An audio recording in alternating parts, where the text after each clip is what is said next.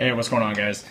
So our reviews this week are going to revolve around the last three poppers from my August Tackle Warehouse order that included all of my topwater hard baits that I ordered, and so these are going to be the last three hard baits from that order, and they're all three hard baits. And I'm going to allude to all three of these hard baits in each of these last three reviews. So you're going to hear a lot of echoing of the same information throughout each review. But that's just so when people search for the review that they can find the information on any particular lure that they want. So as far as this lure, this is the Lobina Rico, and the Rico comes in two different sizes. It's got the Rico and then the Rio Rico. The larger one, which is what we have here, is the Rio Rico. The smaller one is that smaller quarter ounce size lure like the Rebel Popper right here. And then you also have like the 3/8 size in the Rio Rico, even though it's not 3/8. So the Rio Rico has a length of 2 7/8 inches, and it has a weight of 7/16 of an ounce. And it's a topwater floating style lure. It comes with two number 4 size Gamakatsu hooks. Obviously, this lure is a bit larger than some of the other topwater poppers, like this Rebel Popper here.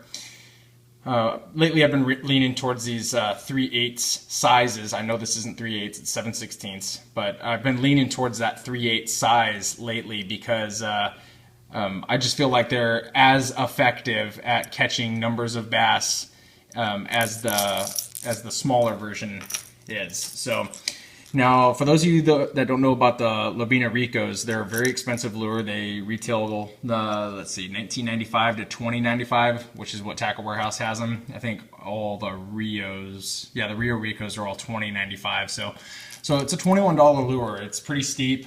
Most of you guys probably won't find a huge, let me phrase this carefully. You're not going to find a large benefit right off the bat if you're not very savvy with poppers. If you're not used to using them, or you're just out there just to have fun fish, you're probably not going to see the added benefit of buying a $20 lure when you can buy 5 or 6 of these for about the same price. So depending on if you find them on sale or not. But the people that use these, and I don't claim to be an expert on poppers, I use them as much as the next guy, but as far as poppers are concerned, it is my understanding that this is about as high as it gets. And when you look at it, it's kind of anticlimactic. I mean, there's not a lot going on. It looks just kind of like an ordinary popper. It is a Japanese lure. It does obviously have the 3-dimensional holographic eyes, and they're kind of inset a little bit there. It's got a lot of flake here on the bottom.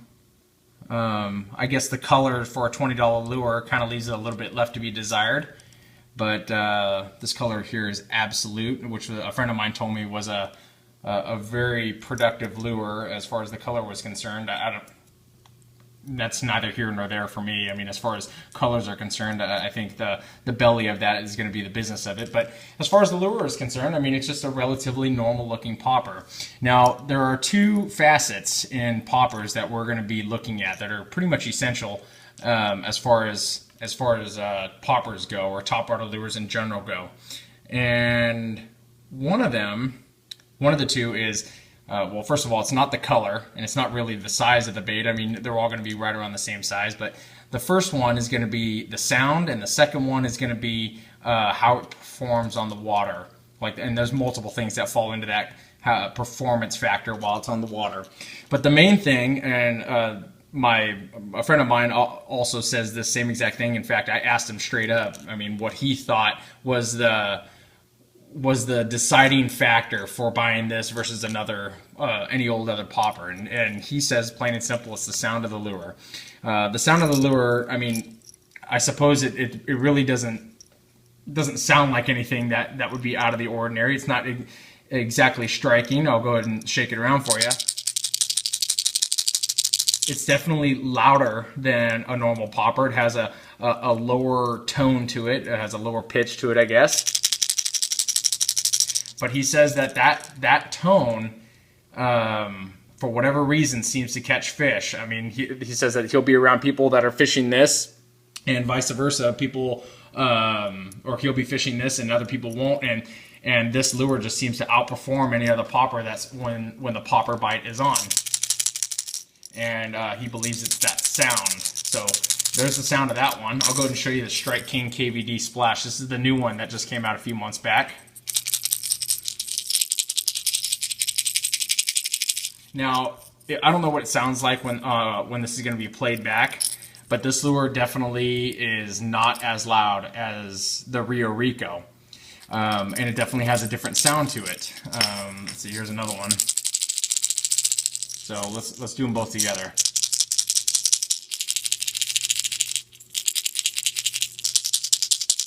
And then here's the Don Iovino Splash It, which he also says is a very good lure as well.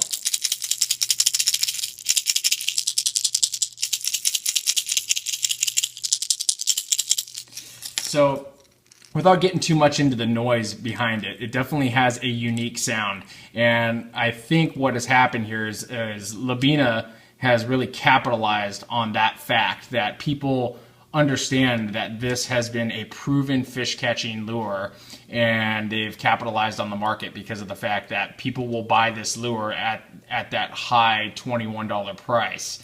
It's going to be for you guys to decide on whether or not you feel like that is necessary, but I can tell you this much: when it happens to you, when you are at the short end of the stick, when you see somebody out there catching fish on a lure that you don't have, and it seems to be the same exact lure or just as good as something else that you have in your tackle box, it can be quite frustrating. So again, I mean, there's really not to talk about this lure. It does come with kamikaze hooks. The hooks seem to be unfinished. I mean, they are definitely a kamikaze hook. I mean, I can look at them and tell that they are. So it definitely seems to come with a premium hardware. It's got a really nice dressed feather trailer hook on there. It's got a lot of thread on it, and you can tell it's got some kind of an agent on the back of it that is keeping the thread all together. You can see that Mylar flash in there. And I noticed that these more premium ones, like this one and the Don, don't come with split rings on the front. I think they just either assume you're going to tie a loop knot or whatever else, or maybe you'll just tie completely direct. I don't know. I usually tie loop knots. I used to use a lot of split rings. In fact, I still have a split ring on my Rebel here. But when I learned to tie a loop knot, it just seemed kind of not necessary to have that split ring on there anymore. By the way, here's the sound of that Rebel, which isn't a fair comparison because it's a 1/4 ounce and this is a 3/4 ounce, so it's going to have more resonance inside that chamber. But here's this one, and here's this one. So the other part of this thing is that the lure sits flat on the water. The Rebel popper sits this way on the water. The KVD sits this way on the water. The Don sits flat on the water, and this one, the Lobina, sits flat on the water. And I had found that when you're casting it out there, it seems to want to, it will do multiple pops in a row very well. Like you can pop it 4 or 5 times in a row quickly, and it'll perform as bit as the first pop. The design of the popper is pretty much the same as the Don or the Strike King or the Rebel or the Mickey D Pop or Excalibur, or you name it. There's a bunch of them out there. So the design of the lure seems to be about the same as most of the other poppers that are on the market.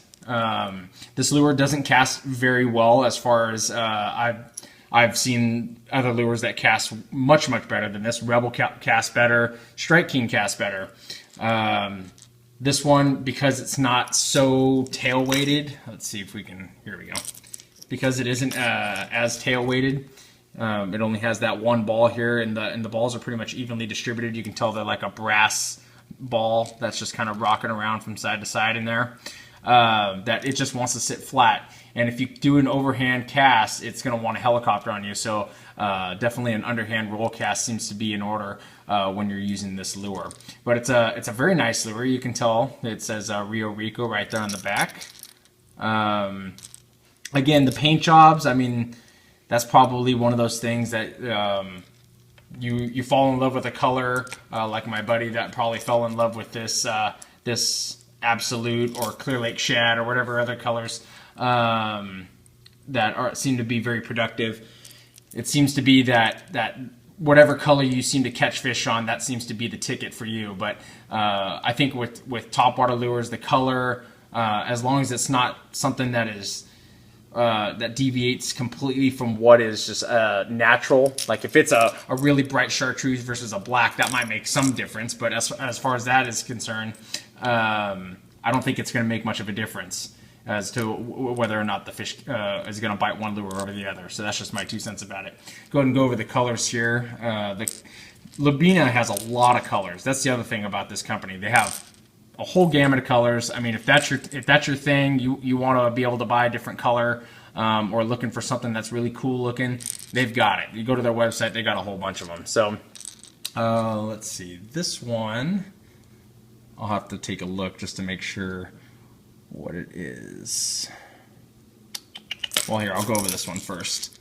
This one is called Absolute. Absolute's just got a gray back. You can see all that glitter there on the bottom. It is clear coated over the top of them. It seems to have a little bit of texture on the side of it. You can see the little diamonds on the side there.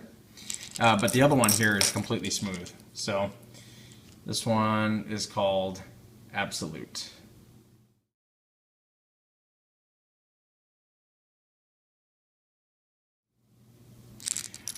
Alright guys, and this other color, it looks like Tackle Warehouse calls it Rick Clun Aurora Ice. Aurora Ice just has a kind of a pearlescent back to it, and pretty much just a clear holographic body all the way around. So you can see the prism effect that it has on it all the way around. So there is Aurora Ice.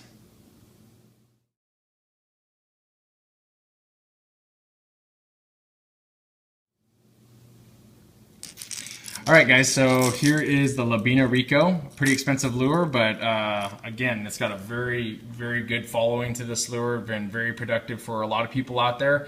And if you guys are willing to spend that $21 for this lure, I think that you might be in that situation that you find yourself fishing against somebody that has a popper and you're just out fishing them 20 to 1 or 10 to 1 or something like that. So if you're a guy that likes poppers, I don't see a reason why you shouldn't have this one in your arsenal of poppers. If you guys like the video, please hit the like button down there in the lower left corner. Really appreciate that. And stay tuned for the next two. We have the Strike King Splash and the Don Iovino Splash It. Thanks a lot.